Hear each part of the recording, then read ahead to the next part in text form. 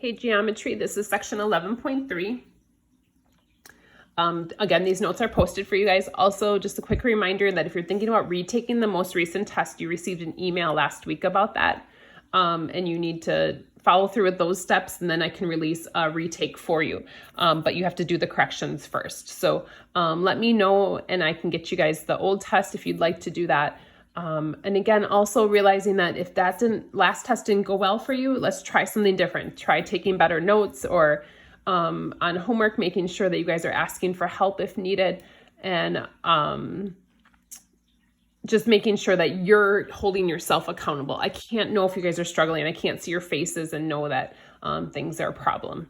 So for these notes, we're gonna, again, if you wanna print these, you can. If not, you can just have to pause more often because I already have the pictures drawn. It tells us these trapezoids are similar. So thinking back to similar figures, that's proportional. Do you remember setting up the proportions with that? It says find the missing side and also the scale factor, and then find the area of each of the trapezoids. So if these are similar trapezoids, that means I can set their parts kind of proportional here. So the 6 would go with the X, and then the 8 would go with the 6.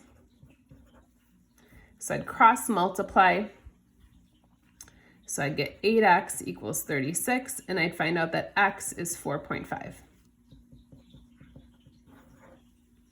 That's something we did a few chapters ago. So that's not something we did most recently.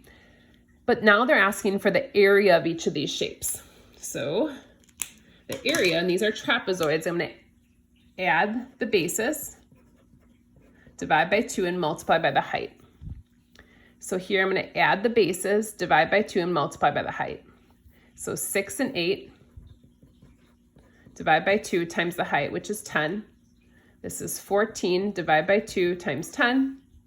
So this is 7 times 10, which will be 70 square inches. Now this one is a little bit trickier because it's decimals. So we have to add 4.5 and 6. Divide by 2 times 7.5. And I have my work here, sorry. Sorry, spoiler alert, that answer is 39.375 inches squared.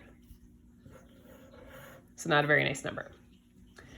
But what I want you to realize is we're gonna learn a rule today down here. And so we're gonna use this in a little bit. So, I just want to kind of point out, if you guys recall, we talked about scale factor as well with this chapter, or with similar figures. And scale factors is basically just comparing two different sides together and simplifying it. So 8/6 would be 4/3 would be the ratio of the big to the small as their scale factors.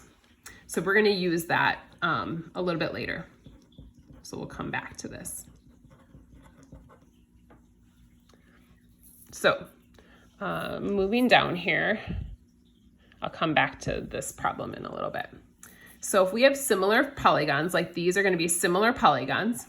And if you guys recall, when we named similar polygons, we had to name them specifically. So if I have shape A, B, C, D, it's similar. We use a little squiggle. So A would have to go with E, B would have to go with F, and go around to G, H. So the way I name them is specific. So I have to make sure I'm careful about that. And if this is my scale factor, like my scale factor would just be comparing the two sides that go together. So the scale factor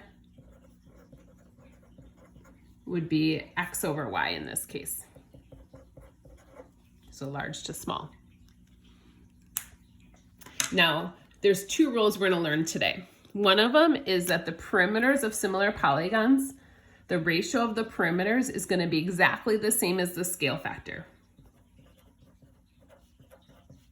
And I'll show you guys what I mean.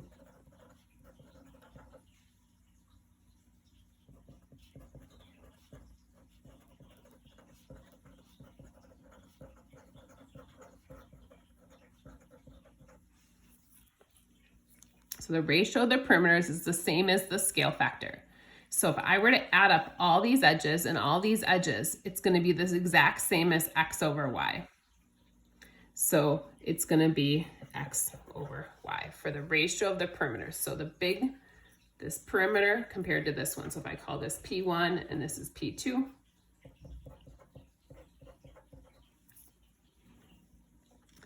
but the areas, kind of going back to this warm-up question, if I were to compare the ratio of the areas, this would be 70 over 39.375. That does not equal 4 over 3. But what the rule is that the area, since it's two-dimensional,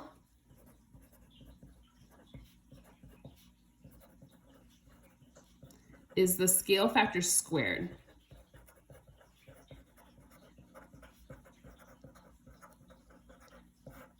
Which would be x over y to the second power. And I'll show you guys that up here.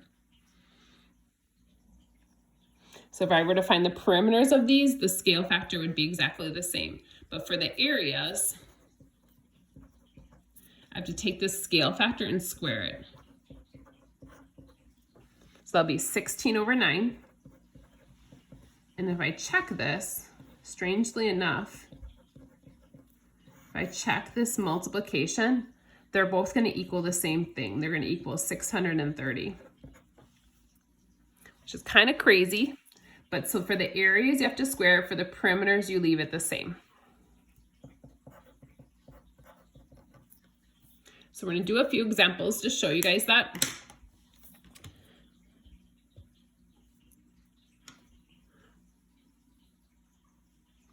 And so I'm going to pause it here and flip to the other side.